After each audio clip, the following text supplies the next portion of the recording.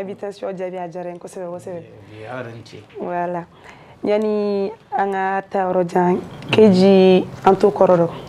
Keji a ka d'an ye k'i présenter i tɔgɔ ni jamu i bɔyɔrɔ ani i lamɔnali yɔrɔ min na ani ka niveau d'étude ani si hakɛya s'il vous plaît. Donc yani ka kuma daminɛ n bɛ Maliyɛn bɛɛ fo Muso TV mɔgɔ bɛɛ fo. A diyara n ye. Ne tɔgɔ Kumanjan André Keita. I Keita masakɛ kɔrɔ. Voilà. Donc n yɛrɛ b'a fɔ cogo min na olu yɔrɔ kɔni o dogolen tɛ mɔgɔ la. O ye Kati. Kati Senbilenni. Voilà ye Kati Senbilenni. Donc n si bɛ san 31 na. N y'o sɔrɔ le 30 octobre tɛmɛnen. Ah an bɛ mois kelen. Donc n lamɔna n lamɔyɔrɔ ka ca dɔɔni. I da s'a bɛɛ ma. Parce que depuis ne bangeni kalo 6 n taara ni n ba taara États-Unis. D'accord. Parce que bon ale ni Américains bɛ baara kɛ ɲɔgɔn fɛ. A y'a ka kalan fan dɔw fɛnɛ kɛ Boston. Donc ani ne fitini taara ɲɔgɔn fɛ. OK. N bɛ se k'a fɔ n ko n ye jardin niveau ninnu olu bɛɛ ye n sɔrɔ États-Unis. OK. N da mɔgɔ caman kɔnɔ ko n wolola yen mais n fitini de taara kojugu. Sinon n wolola Kati. Ne tun bɛ se k'ale o t'o la mɔgɔ an t'a ɲalen fɛ o. Voilà bon Katigaya fɛnɛ Maliyɛn yɛrɛ ye fierté. Ça c'est vrai. Mɔgɔ man ka anw de kan ka valeur di an yɛrɛ ma. An wolo yɔrɔ ma hali bi. Tiɲɛ don. Sinon tuma dɔ la wolo yɔrɔ ko tɛ quoi. T'a sɔrɔ mɔgɔ bɛ États-Unis anw fɛnɛ ka fisa n'olu ye. Wallahi. Donc c'est ça. Ça c'est vrai. D'accord. Keji niveau d'études ko in dun? Niveau d'études ne bɛ se k'a fɔ n ka niveau d'études ye bac de. Bac, OK. Parce que n kɔni bɔra n y'a bila Mali la k'an to bac salle la bac classique. Classique kɔnɔna la. Voilà. Terminal la. Terminal la LLT. OK. Mais kɔfɛ n murutira musique ko y'an muruti an ye école bila. Wari diyar'i ye. Bon wari tun tɛ wa parce que wari. Masi kulekanw diyara aw ye quoi. N bɛ se k'a fɔ ko wari ba bɛ sɔrɔ Mali musique la. Ça c'est vrai. N'i y'a jateminɛ an bɛ k'an fanga min di musique ma yan an tɛ k'o sɔrɔ. Mais a kanu ni a mouvement diya parce que yɔrɔ artiste ya kɔni sufɛ baara b'a la a fɔ k'i ka da ko ka wuli ka taa école ni fɛnw. Denmisɛnninya yɛrɛ wagati dɔw bɛ kɛ i bɛ muruti kalan yɛrɛ de. Wallahi i bɛ muruti. Wagati bɛ kɛ mais kɔfɛ musokɔrɔba tilala ka pression dɔɔnin kɛ. kalan. Donc n taara États-Unis n ye bac équivalent kɛ ka san 2 kɛ collège la ka sɔrɔ ka boli ka na fɔlɔ. OK. Donc voilà n bɛ ka na baara dɔɔnin kɛ n ka carrière kan ni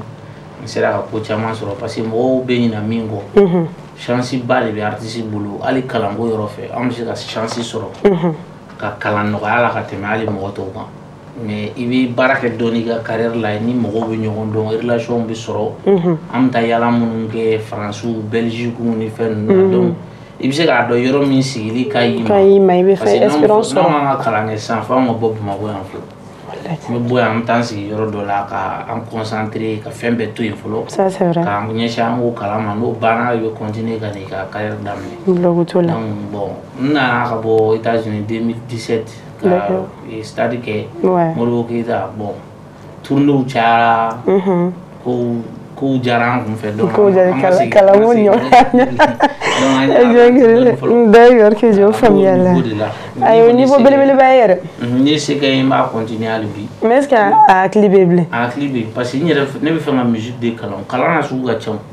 Baara min kɔnɔ n bɛ fɛ k'o de kalan. N y'a faamu sisan. A t'i n'a fɔ ko ne bɛna taa ka kɛ ingénieur ba ye. Ne yɛrɛ fɛ k'i bɛna segin ka taa i bɔra LLT la k'i bɛna littérature de suite université la. Ne tɔrɔ professeur yɛrɛ min ka kalan kɛ. Ni b'a dɔn sisan pilote kɔni.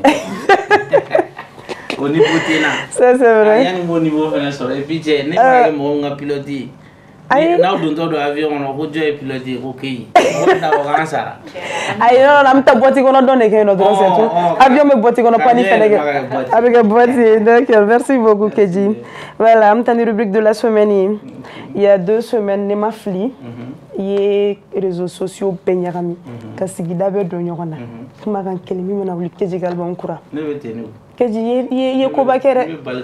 2 semaines yɔrɔ bɛɛ ɲagami na Keji. Keji ko banna dɔrɔn non ani kɛmɛ. Mun yɛrɛ a kɔni a y'an bɛɛ fɛn yɛrɛ.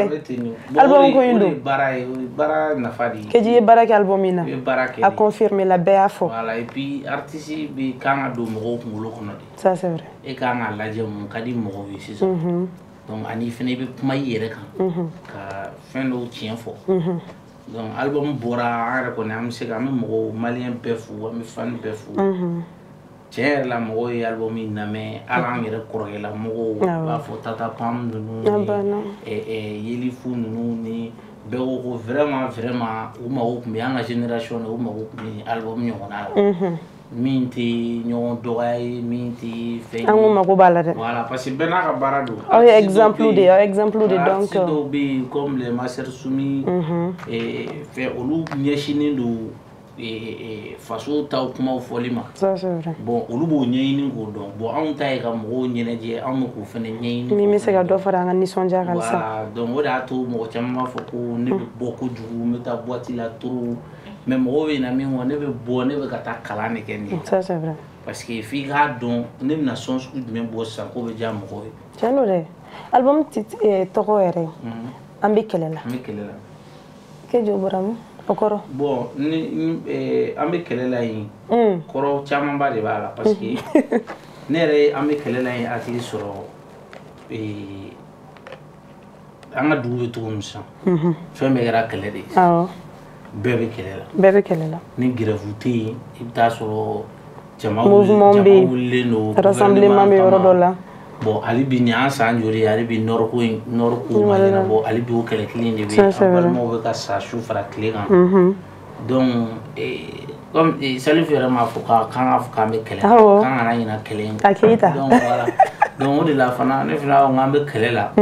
mais ne ka kɛlɛ fana ne bɛ n yɛrɛ ka kɔrɔ dilan n ka kɛlɛ la parce que cɛya yɛrɛ ye kɛlɛ ye fɔlɔ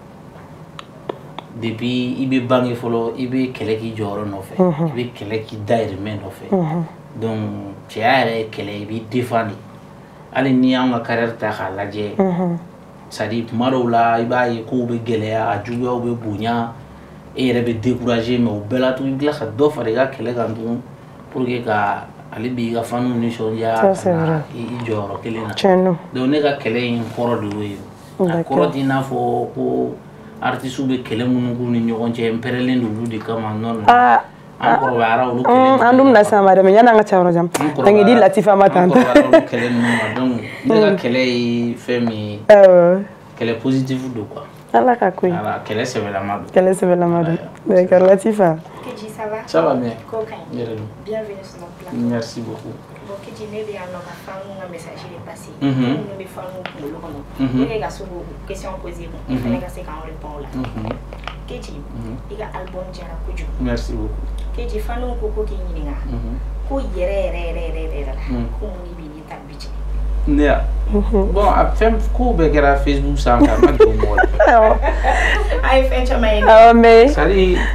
fɛn spécial fɛn ba tɛ k'a fɔ ko an ko ba dɔ de delila ka kɛ ko de y'a to k'an kɛlɛla nin ko ni wagati ma janya yɛrɛ nin mankan ni kɛli bɛɛ ani a réseaux sociaux ta ma janya ɲɔgɔn na yɛrɛ parce que a daminɛna ne bɛ se k'a fɔ n ko a dimina parce que ne banna a ka featuring na donc kɛlɛ in kunba bɛɛ de filɛ ne de banna featuring na n ma ban ko a tɛ se dɛ n ma ban ko n bɛ fɛ k'a humilier dɛ n banna kun dɔ de kama parce que ni mɔgɔ tɛ se ka hɔrɔnya fɔ i da la ten k'i t'a kɛ quoi a ye a ka projet ci ne ma k'a bɛ fɛ an ka projet kɛ ne ko problème t'a la parce que bonya de fara ɲɔgɔn bɛ ne n'a ni ɲɔgɔn cɛ ne yɛrɛ b'a fɔ a ma de kɔrɔ parce que a ka kɔrɔ ni ne donc a ye projet ci ma projet fɔlɔ a y'o ci n ko bon n k'o man diya ten kosɛbɛ parce que e yɛrɛ b'a dɔnkilida la mɔgɔw bɛ ne dɔn ni min ye tuma bɛɛ o hit de Keji b'o bɔ f'a ka bɔ ni sɔn ɲuman de bon ni sɔn min fana bɛ se ka kɛ sababu ye ale bɛ wagati min na parce que n'i ye fɛn dɔ fɔ mɔgɔ a bɛ dugu bila ne n'ale bɛ wagati min na sisan n'i ye Bezigo ta k'a lajɛ ne ka Bezigo ka bon n'ale ta ye ne bɛ dɔnkili duman min da sisan an bɛ don min na ko bi mɔgɔ y'o fɔ mɔgɔ m'o fɔ o ka ca n'ale ta ye donc n'a ma ɲɛ ne n'ale bɛ baara kɛ et puis ni ale selen ne ma k'an ka baara kɛ kun dɔ de don sinon ne ɲɔgɔn joli bɛ yen donc ne fana tɛ sɔn o baara fana ka kɛ manamana baara ye tuma dɔ la ne bɛ fara biti dilanna kan ka biti dilan tellement n tɛ fɛ dɔnkili ka kɛ dɔnkili kolo ye donc a ye fɔlɔ ci ne ma ne ko bon fɔlɔ ma ne diya n ko ni dɔ wɛrɛ bɛ yen a bɛ se k'o ci ka na bon peut-être i bɛ taa sɔrɔ olu fana ka ko minɛ cogo n'anw ta tɛ kelen ye quoi a bɛ k'a kɔnɔ ko ne olu bɛɛ kɛ pour que ka ale fɛn quoi ka voilà k'a essayer k'ale lajigin cogo dɔ la quoi donc a ye filanan ci filanan kɛra ne ka style yɛrɛ parce que o bɛɛ fɛnɛ o kuma bɛ a bɛ ka ne yɛrɛ clasher ni a bɛ ka ne clasher ni boîte kɔnɔ dɔnkili min ye o bɛɛ bɛ boîte kɔnɔna de kan donc sisan ne bɛ ka sɛbɛnni k'o kan wagati min dɔrɔn Iba One n'a muso ka fɛn wulila problème kuma wulila donc ayi bon kɔfɛ de sisan depuis a ye de ne ye cɛ Idris Martinez ka fɛn na min bɛ to ka an ka fɛn ninnu kɛ voilà donc ne n'o ye o ye ne y'a wele a ka fɛn kan donc o de ne ɲininka ko munna a ma kɛ donc ne sɔrɔla ka a kuma ɲɛfɔ o ye donc depuis o de kɛra sisan a ye fɛnɛ ipɛrɛ a bɛ fɛn ka ko wɛrɛ kɛ quoi donc ne bɛ ka baara kɛ sɔn na wagati min na ne ɲɛ bɛ ale ye vidéo kɛ a bɛ ka kuma Iba kan bon c'est à dire ne fɛnɛ bɛ n to so fɛn dɔw bɛ a bɛ digi ne na trop parce que ne bolo mɔgɔ ka dukɔnɔ ko y'a ka dukɔnɔ ko de ye quoi o kɔni ne c'est à dire principe dɔw bɛ ne bolo ne n'i bɛ se ka kɛlɛ an bɛ fɛn bɛɛ kɛ an bɛ bese ta ɲɔgɔn kan ma mais i ba o ka fɛn t'a la i fa o ka fɛn t'a la i muso o ka fɛn t'a parce que ni ne kɔni sera olu ma a bɛ n'a fɔ ne binn'i kan de quoi donc sisan i b'a y'a cɛ de ni fili min i b'a sɔrɔ a ɲɔgɔn kelen bɛ se k'an bɛɛ sɔrɔ comme an filɛ situation min na Sidiki ka cas min na nin ye tan an tɛ se ka nin k'an yɛlɛko ye parce que nin bɛ se k'an bɛɛ kelen kelen sɔrɔ bon n'i b'a dɔn ko i ma sa fɔlɔ k'a bɛ se ka s'i ma ni ne ye i cɛ ye ka kuma a cɛ ɲɔgɔn kan nin fɛn sugu la k'a k'i b'a fɔ o tigi ka fugaraya de y'a o se nin ma quoi a bɛ digi ne na dɔɔnin quoi donc n dun t'a dogo a la fana n'i y'ale jɔ ka Iba jɔ ne bɛ Iba One de ta parce que ne ni Iba One ka surun n'a ye tigi min bɛ ne ni Iba One cɛ o n'ale ta tɛ kelen donc ne hali sini ne ba bɛ Iba One wele téléphone na u bɛ baro kɛ Iba One bɛ ne ba wele u bɛ kuma hali sini a denw don comme a den ye ne ye cogo min bon o tin tɛ ne n'ale cɛ ni ne y'ale ye sisan k'ale bɛ ka fɛn dɔ fɔ Iba One ma et puis e ye kɔrɔkɛ de an kana kɛ hali an ka kɔrɔkɛya bɔ yen e ye terikɛ de a bɛ se n t'a dɔn n'a ni Iba min ka kɔrɔ ni min ye mais Iba fana ka kɔrɔ ni ne e ye terikɛ de bon ne bolo sisan groupe kow kɛra k'u ci olu bɛɛ kɛra mais a tigi sisan an bɛ ka don vie wɛrɛ de kɔnɔ an bɛ ka don balikuya de kɔnɔ sisan muso furuw ni den sɔrɔw bɛ ka kɛ donc sisan ne bolo ale de kan ka n'an bɛ taa an bɛ se ka Iba muso lasigi ka Iba lasigi ou bien ka Iba yɛrɛ lasigi bon Iba mun bɛ se ka kɛ ka nin ko in ɲɛnabɔ sisan an ni ye terima de ye anw tɛ jugu ye bon a wagati ninnu a bɛ kuma Iba kan wagati min a y'a sɔrɔ problème wɛrɛw fana bɛ ne kan sokɔnɔ problème bɛ yen bon ni ye se kɛ ne ye an ka problème bɛɛ bɛ to an yɛrɛ ni ɲɔgɔn cɛ ne tɛ réseaux sociaux fɛn ninnu fɛ quoi k'an ka fɛn bɛɛ partager réseaux sociaux kan ne t'a fɛ donc ne de ye n sigi ka miiri n ko bon ne bɛ problème dɔw kɔnɔ ni ne nana n sen don nin na sisan peut-être Iba bɛ se k'a ye comme ne y'a trahi n'a dɔn ni y'a faamu hali ni Iba ma fɛn fɔ ne b'a dɔn Iba b'a yɛrɛ dɔn Iba tɛna se ka bɔ k'a bɛ ne dɔgɔya ou k'a bɛ ne ba dɔgɔya mais Iba nɔfɛ mɔgɔ bɛ se k'a kɛ o parce que olu bɛ an bilama de dɔn ne ni Iba y'a daminɛ cogo min olu t'o dɔn donc maloya kama pour que n kana a yɛrɛ fana vexer m'a fɔ a ye fana n ko m'a wele k'a fɔ a ye n banna ma nin de kama dɛ n kɔni y'a a to yen n ma foyi wɛrɛ fɔ donc a kɛlen ka ne ni Idris ka conversation de mɛn sisan donc a ye profité ani DJ Max ka interview la donc k'a fɔ ko n'a ye a bɛ Sidiki commentaire kɛ a bɛ Iba dɔgɔya a bɛ ne dɔgɔya a b'a fɔ ko bon ko ne ka album bɛ nalen k'ale b'a dɔn k'o tɛna kɛ album ɲɛnama ye foyi t'o kɔnɔ an ka don boîte la donc a bɛ fɛ ka a bɛ ne kɔri quoi mais dimi de don dɔrɔn ne ye banni min kɛ parce que pour lui bɛɛ bɛ k'a fɔ sisan ko ne bɛ kɔgɔya de la Iba One nɔfɛ donc n'i y'a ye ne banna ka baara kɛ n'ale ye a bɛ i n'a fɔ ne bɛ fɛ ka n yɛrɛ kɛ Iba One ka kɛlɛkɛla ye quoi or k'o tɛ ne ta ye anw ye maninkaw ye an ka fisa ni janfa ye anw bɛ ten de donc ne ni Iba cɛ ne b'o de dɔn n'o y'a sɔrɔ k'an bɛɛ bɛ ka baara kɛ ko professionnel baara de don mɔgɔ si tɛ mɔgɔ si somɔgɔ dɔgɔya mɔgɔ tɛ mɔgɔ muso dɔgɔya sinon ale yɛrɛ musotigi de est ce que don kelen da kelen de la k'a mɛn ne da k'a fɔ ko ale bɛ taa a bɛ taa mais Mali bɛɛ ye dɔ fɔ ale ma Mali bɛɛ kumana ale kan mais i de la k'a mɛn ne da ko ne ko Talibi ye nin ye ou bien sinon hali a fɔra k'ale ka guichet fermé kelen kɛra a ka furusiri don mais i de la k'o mɛn ne da mais ni mɔgɔ y'i bonya a bonya quoi sisan nin kala ale tun bɛ se ka ne lamaloya ni min a bɛ n wele n ka cɛ mun de la ko in ma se ka kɛ ou bien mun de la n ka cɛ i bɛ k'a négliger cɛ an ni ɲɔgɔn cɛ de don a bɔ karisa nin de kɛra o ma diya ne ye ou bien hali ni n kɛlen ka nkalon tigɛ ye n'i ma sira i ɲɛ n maloyara i ma. mais Keji tiɲɛ yɛrɛ la o e y'i ban i ni Talbi kana featuring kɛ parce que a ka style musical le ma di. o tɛ ne bɛ denmisɛnninw ye dɔrɔn par exemple Warakan tɛ nin ye Warakan y'a ka dɔnkili bɔ ne yɛrɛ de y'a fɔ a ye n k'an ka remix kɛ ne ni bɛɛ bɛ se ka dɔnkili da ne bɛ se ka adapter bɛɛ ka ne ni Dɔngo Bu bɛ dɔnkili da ne bɛ se k'an bila bɛɛ ka style kɔnɔ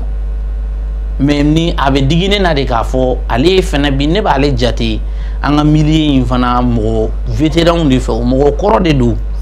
ala ye mouvement in boliboli daminɛ anw ye o bon n'a fɔra ko hali bi san 30 ni joli bientôt 40 ans den joli muso e k'o bɛɛ sɔrɔ e ye dutigi de ye mais hali bi e ka dɔn n'a muso bɛ kɛlɛ e content ko kuma de y'o fɔli comme quoi o tigi ka fɛn de y'o so ma lasiya de y'o so ma bon a bɛ mɔgɔ lamɔ voilà a bɛ mɔgɔ lamɔ a kɔni digira ne na n'a y'a diya a bɛ se k'a miiri cogo min a b'a miiri cogo parce que ne tɛ siran a ɲɛ ne ka mago t'a la donc ne kɔni ni ne y'a to n banna bon o de digira a la donc sisan ne fana kɛlen ka interview ye ne fana y'a bila n ko bon comme fɛn de don an bɛ rappeurs de ye bien vrai que sisan an ye style kuraw ta mais à la base an bɛ clasherw de ye n'i ye dɔ fɔ ma n bɛ dɔ f'i ma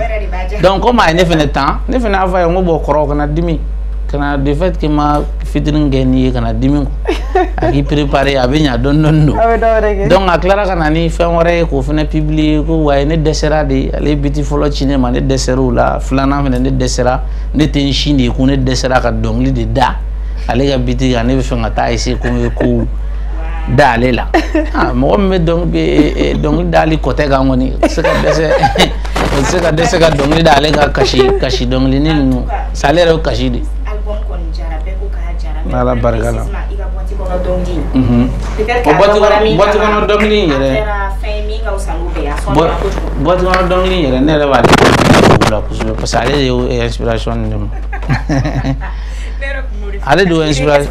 o de boîte kɔnɔ dɔnkili o de kɛra ne ka morceau laban ye album na morceau o de kɛra dilanni laban yɛrɛ ye donc ne fana ko comme a b'olu kɔnɔ ko ne bɛna maloya ni n ka boîte taga in de ye ne ka inspiration caman de bɛ sɔrɔ boîte kɔnɔ ne tɛ maloya k'a fɔ a bɛ sɔrɔ boîte kɔnɔ a bɛ sɔrɔ bar kɔnɔ donc a ye idée di yan yɛrɛ e ma ye n bɛ couplet daminɛ n ko désormais n wele boîte kɔnɔ artiste donc ça ne yɛrɛ bɛ ne sɔnna ne bɛ kɛ boîte kɔnɔ artiste yɛrɛ ye siɲɛ kelen voilà boîte ye ne ka studio ye quoi ale de y'o inspiration di ne ma an bɛ Talbi fo o la a y'o inspiration di et puis a kɛra sababu ye a bɛ ka kɛ hit ye fan bɛɛ fɛ donc n'a yɛrɛ bɛ se a ka ɲɔgɔn wɛrɛ kɛ dɛ sinon ne kɔni ta jara ne ta jara dɛ. Featuring cara trop i ka album kura in na yali Keji kun kelen tɛ se ka album in kɛ ka da k'a ja pour que i ye nin featuring bɛɛ kɛ ou bien ko Keji dɛsɛra de. E b'a dɔn min bɛ digi ne na maliyɛn hali bi Mali jeunesse tɛ musique dɔn hali bi bon o de y'a to mɔgɔ caman yɛrɛ b'a fɔ ko ne de ɲɔgɔn salibagatɔ tɛ yen artistes la tuma dɔ la ne mana miiri dɔnkili dɔw bɛ kɛ ne kɔnɔ mais ne b'a fɔ ni ne y'a da a niveau ka bon quoi maliyɛnw ma quoi parce que hali bi an ka mɔgɔw ma se ka dɔnkili dɔn hali bi hali anw yɛrɛ ka artiste ɲɔgɔn dɔw bɛ yen u tɛ musique dɔn sinon yɔrɔ bɛɛ sɔnnen don Wizkid Wizkid ka album laban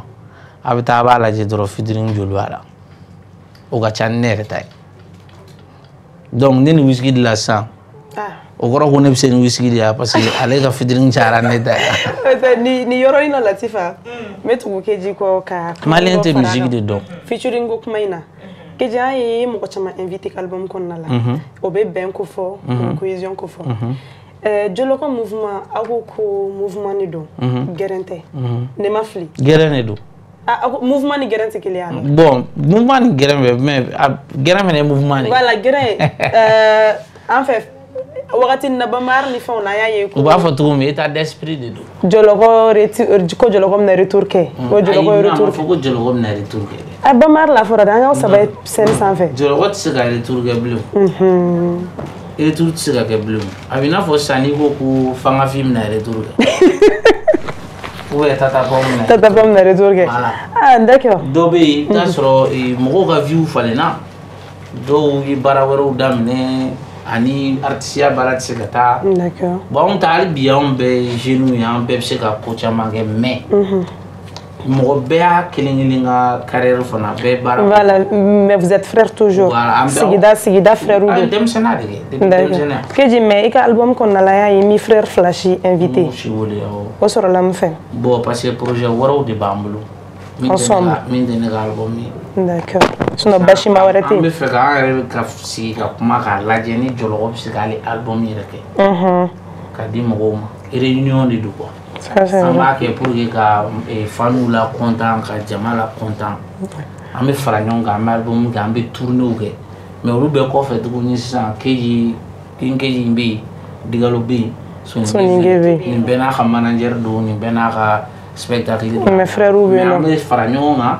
an bɛ ɲɔgɔn dɛmɛ tuguni hali bi ka ko wɛrɛw kɛ rap domaine kɔnɔna la parce que halisa anw ye album minnu bɔ jɔlɔkɔ b'a ka droit ta hali bi ni droit d'auteur ni fɛnw lajɛ an b'an ka droit ta hali bi n'an bɛ taa droit ta an ye groupe kelen de an ye balimama kelen de hali bi donc n'an ye baara wɛrɛw kɛ a bɛ se ka hali n'an olu fana déposer droit d'auteur la an bɛ se ka droit wɛrɛw sɔrɔ parce que mɔgɔ ka droit i bɛ se ka vie kɛ n'a ye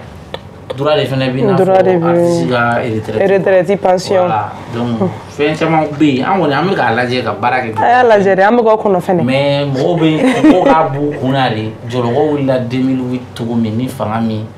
o de ɲɔgɔn tɛ se ka kɛ bilen parce que hali âge yɛrɛ bɛ ka taa de ça c'est vrai ya fɔlɔ an bɛ cogo min hali n'i y'a jateminɛ e bɛ ka min fɔ ma art ta min fɔ hali n'i y'an panpan cogo nin fɛ i b'a dɔn ko denmisɛnniya ta ni a tɛ se ka kelen tɛ yɛrɛ voilà an ye changement ba de y'a don hakili sigira dɔɔnin quoi fɔlɔ an dalama de tun don f'an ka tɔgɔ sɔrɔ bon dɔ bɔra olu énergie la dɔɔnin quoi sisan a kɛra de i bɛ k'i ka carrière de maintenir dɔrɔn i bɛ k'a sécuriser de dɔrɔn ça c'est vrai ya bon groupe kɛra cogo o cogo mɔgɔw bɛ laban kelen kelen in na quoi tiɲɛ a caman kɛra an y'a ye section d'assaut la a kɛra cogo o cogo parce que hali ni yɛrɛ ye ala barika la an bɛ nin na kɛ ni dɔ kun sara dun walayi ala ka n'o cɛ janya a tɛ fɔ bilen ko a fara ɲɔgɔn kan ala ka n'o cɛ janya voilà Keji bɛ ka wɔsi Latifa e ka question de don ou bien an ka continuer de parce que a tɔ bɛna juguya ka taa fɛ de i bɛ wɔsi yɛrɛ de a Keji an dun ma tila dɛ k'a to i bolo ou bien k'a ta de halisa n'a bila a y'a bila ka jigin a n'an ka dinɛngi dalen ma n y'a bila ka i wɔsi jalo ne bɛna tila k'a lawuli sisan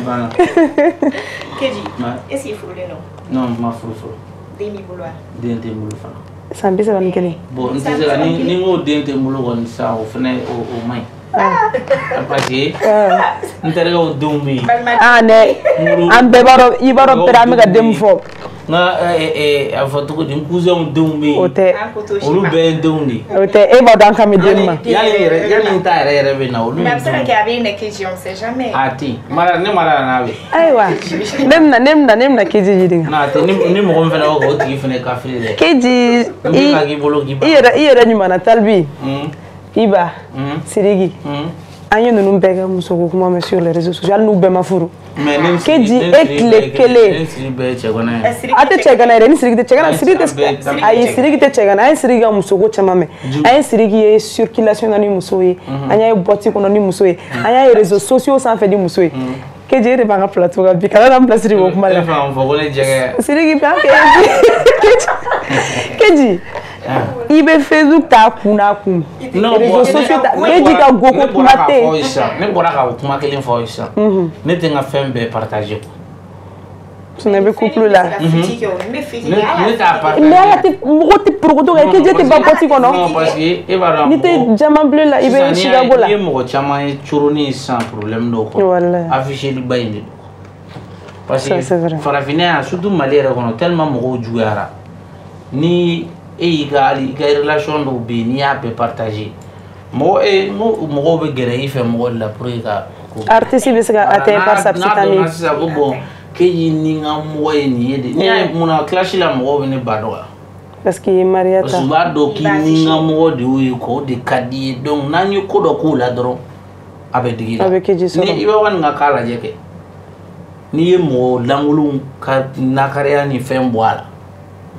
a tɔ b'a dɛnɛ parce que u bɛ se ka taa don i ni muso n'a hakili cɛ ka ko wɛrɛw don a kun i yɛrɛ jugulamɔgɔw olu de bɛ taa ko wɛrɛw don a kun na k'a tigi jama a tigi dimi ka bila i la bon ne ta ni yɔrɔ kɔnɔ ne ka mariage kɔni tɛ se ka dogo a kɛra cogo o cogo mais ni ye sɛgɛnni kɔni hali ni ne ye muso furu a ka kɛ mɔgɔ ye mɔgɔ min tɛ an ka ko ninnu réseaux sociaux i tɛ muso fɛ une femme parce que connue i b'a dɔn mɔgɔ bɛ se ka mɔgɔ sɔrɔ k'i dɔgɔya nin Facebook ko in dɔrɔn de la muso dɔnnenba ne yɛrɛ ka ala deli ye kɔni muso bɛ kɛ mɔgɔ min ye a kana kɛ Facebook mɔgɔ ye a kana kɛ Snap mɔgɔ ye i ka vie kɛ comme mɔgɔ normal b'u ka vie kɛ cogo min i ka baarakɛyɔrɔ la i ka n'i denw ta i ka yɔrɔ jumɛn an ka dugu ye yɔrɔ jumɛn est-ce que Keji ka dugu tɛ Kati de aw ka dugu ye Kati de bon wolola Kati mais bon ayi dugu Kati ye dugu ye ne b'a ɲini Kula maman bon i b'o muso jari fɛ a bɛ sɔrɔ a bɛ Bamakɔ yɛrɛ bon i b'i yɛrɛ mɔgɔ bɛ mɔgɔ dilan a fɔ a bɛ Bamakɔ yɛrɛ mɔgɔ bɛ se ka mɔgɔ dilan i bɛ depuis aw ma ko ma kɛ sɛbɛ a bɛ fɛnw fɔ ɲɔgɔn nin de ka di ne ye nin de man di ne ye bon voilà e yɛrɛ b'a dɔn i furula mɔgɔ min ma Koji kɔrɔ ma misɛn dɔɔni ne ka misɛn ne dusu ka bon n y'a faamuya ne ka misɛn ne dusu ka bon o de y'a to c'est vrai Keji dusu ka bon hali Keji ka intro parce que hali ni clip fɛn kura in album kura i ka intro n'i bɛ ka clip in lajɛ i b'a dɔn k'a fɔ ko Keji dusu bɔlen de bɛ ka don so in da dusu bɔlen n diminen yɛrɛ intro in ayiwa fɛn bɛ ka bɔ n kɔnɔ tiɲɛ yɛrɛ de i kumala intro in na hali n'i ye clip in ye i b'a dɔn ko tiɲɛ don clip ni dɔrɔn tɛ hali sɔn n'i sigi ka sɔn lamɛn bon mɔgɔw bɛ u bɛ muso fɔ ka bɔ ni ka taa ni muso ye yɔrɔ bɛɛ fo bɛɛ k'a ye k'a fɔ ko nin ye n ka muso ye a kun ye jumɛn a ka dɔn kɛ munna e k'a dɔn k'i bɛ couple la kɛ munna parce que k'e cɛ ye kɛ ko muso ɲuman b'i bolo ayi ne fɛ nka o ye publicité de ye k'i muso pipe ayi aw kɛra ɲɔgɔn fɛ publicité de kama aw kɛra ɲɔgɔn fɛ yɛrɛ de tiɲɛ yɛrɛ la ça c'est à réfléchir ne kɔni bolo bravo Aliya muso tɛ anw filɛ cɛ bɛ an bɛ ɲɛbɔ muso fɛ visi peut-être i bɛ muso dɔ ye i b'a ye a bɛ wara ka bugu ou bien a jɛlen don visi i bɛ ɲɛbɔ a fɛ mais i bɛ mɔgɔ dɔw ye muso dɔw b'u bolo i bɛ tila ka n t'a dɔn m'a f'i ye n'i y'u ka musokɔrɔw ta ka na ka tila k'u furumuso lajɛ i b'a ye k'a fɔ sunkurunkɔrɔ in bɛɛ ka ɲi ni muso ça c'est vrai min bɛ don so kɔnɔ o bɛ kɛ mun na mais Keji yɛrɛ e ka genre de femme ye jumɛn ye cɛɲa tɛ bilen muso sugu jumɛn de ka di yɛrɛ muso min bɛ se ka ne lafiya dɔrɔn cɛ lafiya dans quel sens min bɛ i bɛ n to sutura la sutura parce que muso bɛ cɛbakɔrɔ ka diɲɛlatigɛ jɔlen kun exemple bɛ fan bɛɛ ma dɔn ne bɛ k'a fɔ wallahi voilà muso bɛ cɛbakɔrɔ ka diɲɛlatigɛ tiɲɛ an si ta ne ka bon bon ni muso ko a b'a ɲa fana a bɛ ɲɛ i bɛ taa k'i faden bɛɛ da i cɛɲɔgɔn bɛɛ mais ni muso y'a décidé don o don k'a b'i faga k'i ta tiɲɛ cɛ bɛ ka taa k'i to bɛɛ ka kɛ fɛn ye k'i da muso fana bɛ se k'a kɛ Keji donc faut que kana na bagaw ma yan voilà ni mi hakili sigi musoko la dɔrɔn c'est un problème Keji tanti Maria ka di ye kojugu i b'a mentionné ka sɔn caman na kojugu mais Keji tun bɛ se ka rap in kɛ ka se nin niveau la ka sɔrɔ i tun b'a tɔgɔ employé i komi yɛrɛ ka kuma la publicité k'i muso yira mun na i mama to dogo la dɔɔni dɔ ka dɔgɔlima kana s'a ma vu que bɛɛ b'a dɔn e ni n ka fɛn don a tun bɛ se ka mɔgɔ bɛ se ka e atteindre à travers ta maman bon a daminɛ an tun t'a dɔn ko nin bɛ kɛ o ko clash ninnu bɛ k'a la an tun t'a dɔn ko neni bɛ k'a la parce que i b'a dɔn ko min ye ne yɛrɛ jigila misɛnya dɔɔni an ka mouvement in na fɛn fɛn tilara ka clash kɛ ka ne dɔgɔya a bɛɛ ni ne ba ye an sigi ne olu ani ne ba an ka so soit n'a ma kɛ fêtew la a bɛ kɛ barbecue la bon ne tɛ se k'a miiri e ni ne filɛ cogo min ne bɛ se k'a miiri n ko don n'a nata e ni ne bɛ bila ɲɔgɔn na f'e bɛ ne ba dɔgɔya o tɛ se ka kɛ o. e ni mɔgɔ min ye dumuni kɛ minɛn kelen kɔnɔ o bɛɛ kelen kelenw ye ne ba yɛrɛ fo mama ye n'u la mama a bɛ tan musokɔrɔba yɛrɛ bɛ dugawu kɛ o kelenw ne fana b'u baw fo ten baw bɛ dugawu kɛ ala k'aw kan bɛn ala k'aw bɛ min ɲini ala k'a nɔgɔya e bɛ se k'a miiri ko don n'a nata ko bɛ se ka fili fo ka se e ba dɔgɔya ma a tɛ jigin kɔnɔ yɛrɛ donc an mun fɔra an bɛɛ ma tɛ kɛlɛ ala ka hinɛ ala wala ala ka hinɛ ko bɛɛ b'i ba bolo k'a ye kuma jugu fɔ i m'a fɔ ma n'i y'a kuma fɔ politique sira de fɛ a bɛ se ka déraper mais bɛɛ b'i ba de bolo cɛ kuma jugu yɛrɛ tɛ cɛ yɛrɛ ka diɲɛlatigɛ ni ne ɲininka muso 2 de bɛ se ka cɛ ka diɲɛlatigɛ dilan i woloba ani furumuso donc ni ba kɔni mɔgɔ ba kɔni mana ɲa kɔni k'a ye fɛn k'i ye a sacrifice yɛrɛ fɛn tɛ tɛmɛ fɔlɔ i bangeni kan fɔlɔ wallahi an tɛ se k'o min sara yɛrɛ fɔlɔ bon ka tila k'a kɛ i ka misiri kɔnɔna la n'i ye ko kuntan fɛn fɛn k'a ka tila k'a bɛɛ ku ka tila ka o miliyɔn bɔ a kun ka studio minɛn san k'a di an ma k'a ye ni nin ka d'aw ye a y'a ɲɛɲini a k'a kɛ i yɛrɛ ka question dɔ répond ka sɔrɔ n m'a posé kunna donc o tigilamɔgɔ o fɔli kɔni o fɔli ye diyagosa fɔlɔ yɛrɛ fɔlɔ mɔgɔ ba tɔgɔ bɛ da i kan awɔ karisa den voilà awa den voilà ou bien soit a bɛ fɔ ko fantamadi ou bien i ba tɔgɔ bɛ da i kan hali maninkala yɛrɛ i ba tɔgɔ bɛ da n'an fadima karisa n'an koriya karisa o ba ko kɔni tɛ kulonkɛ mais i ko an ka milieu in na voilà ne ma se ka miiri ko mɔgɔ bɛ se ka ne ba dɔgɔya ko bɛ se ne ba dɔgɔya k'a daminɛ ko in daminɛ yanni a ka studio minɛni wariw di ne ma fili tanti Maria ye école maître olu ka éducation ko ka bon kojugu k'a ye ko den de bɛ ka ba école ma k'a ye ko den de bana école ma k'a kɛ arabu ye est-ce que i ka famille ye soutenu ko in daminɛ la Keji kalan ko hali sini o digilen b'a la o digira parce que a yɛrɛ kɔni ale yɛrɛ ka élève de dɔrɔn an ka kalan ye ala yɛrɛ denw tɛ parce que o prévu bɛ mɔgɔ caman minnu y'an proche ye olu b'o dɔn hali groupe yɛrɛ la mais fɛn o fɛn gɛlɛya Digalo ni Soniye ma o ye kalan ye mais a ye soutenu kɔni arabu in kɔnɔna la a bɛɛ la à 100% malgré elle quoi voilà ale y'o cɛkɔrɔba o bɛɛ ko ko bon min ka gɛlɛn kɔni o ye n'i bɛ se ka kalan in kɛ a kɛ i ka tila ka dɔnkili kɛ parce que i b'a dɔn fana farafinna yan an bɛ kɔdɔnni nin fɛn carrière tanni dɔ b'a la quoi bon n'a jɔra sisan n'o y'a sɔrɔ ko kɔdayɔrɔ b'i bolo donc i bɛ tɛmɛ n'i ka baara kɔrɔ ye nka a caman filɛ nin exemple tɛ jo dama ninnu ye o caman bɛ bureau kɔnɔ baaraw la bi c'est vrai an ka rappeur cɛkɔrɔba ninnu caman bɛ baara dɔ kɛra député yɛrɛ voilà kɔrɔ Ramsès kɛra député a bɛ assemblée kɔnɔ voilà a ka hakili to nin bɛɛ kɛ kun ye ka courage di anw ma hali bi a bɛ se ka fɛn wɛrɛ kɛ an bɛ se ka ko dɔ kɛ ka tɛmɛ Ramsès ninnu na parce que depuis sisan n'anw y'an préparé sisan députéya ni maire ninnu kama olu donna fili min kɔnɔ anw tɛna don o kɔnɔ parce que olu y'a daminɛ anw ye a bɛ ten de a bɛ ten tɔ d'accord Latifa est-ce que bɛ se ka fitinin da i ka intro la intro in ka d'ale kojugu mɔgɔw ye kojugu kuma minnu b'a kɔnɔ a ye mɔgɔ i ka fɛn bɛ touché trop dɔnkili tɛ a kɔrɔ a kɔrɔ tɔgɔ bɛ Sani a tɛ karaba a sɔrɔli dɔrɔn tɛ cɛ f'i ka makaran ne ye dɔ sɔrɔ bi Ala barika n bɛnbakɛw ka dugawu jaabira caman y'a sɔrɔ bi olu bɛ lahara caman y'a sɔrɔ bi olu kibaruya nin bɛɛ bɛ ban o de la n ye n ka kow cun ka sumaya an ka taa dɔɔni dɔɔni walasa an bɛ se joona i tulo jɔ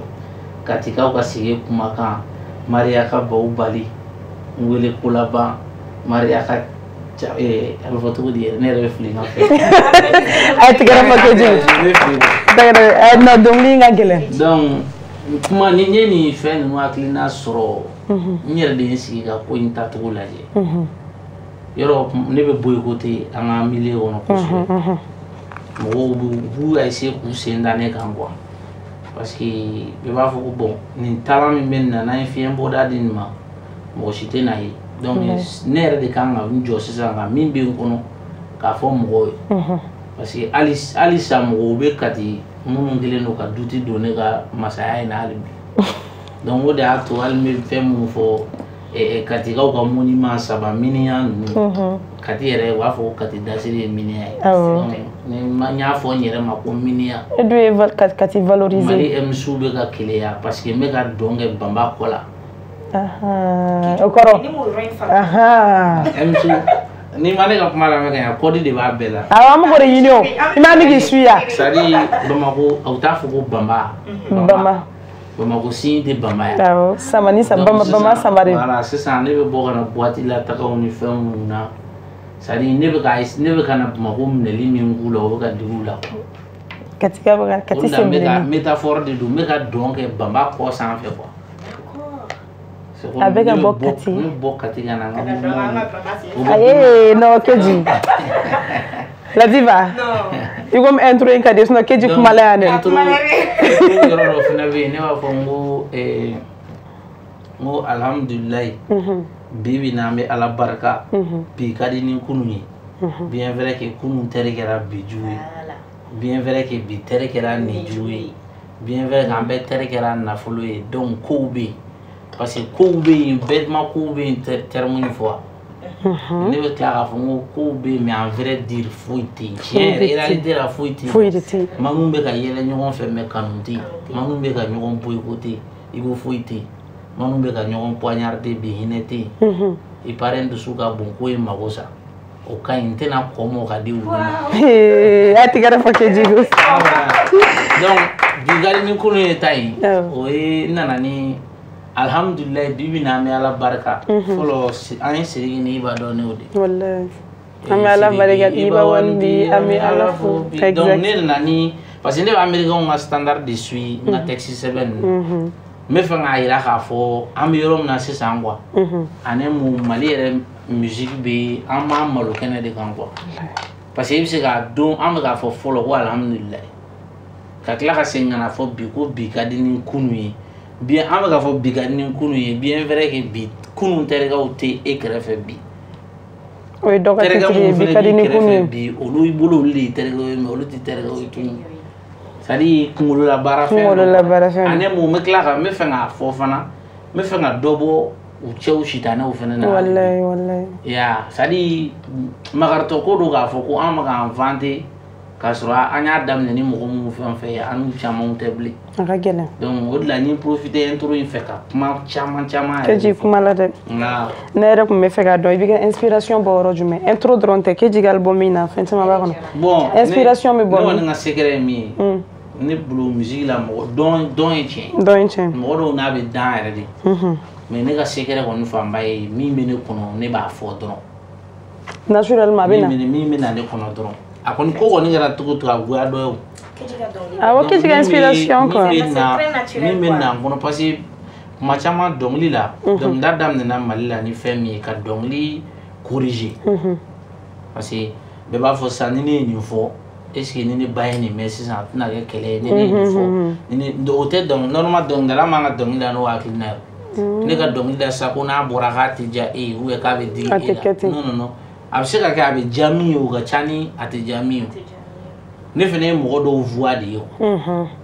al ni ne ka donc li ala kan be changer ta ka je m'en fous non mo ni même mo ko no ka fo me o ate ka do ba ke donc ni mo ko ma profiter snap la la re ma bara de ko ke ma mo wa ke ka nyongo ko ma te ke snap sa la la artiste yere joro de o société la il faut ga ba photo la voix des sans voix d'accord artiste yo de channel donc mi me ne ko no do ne ba fo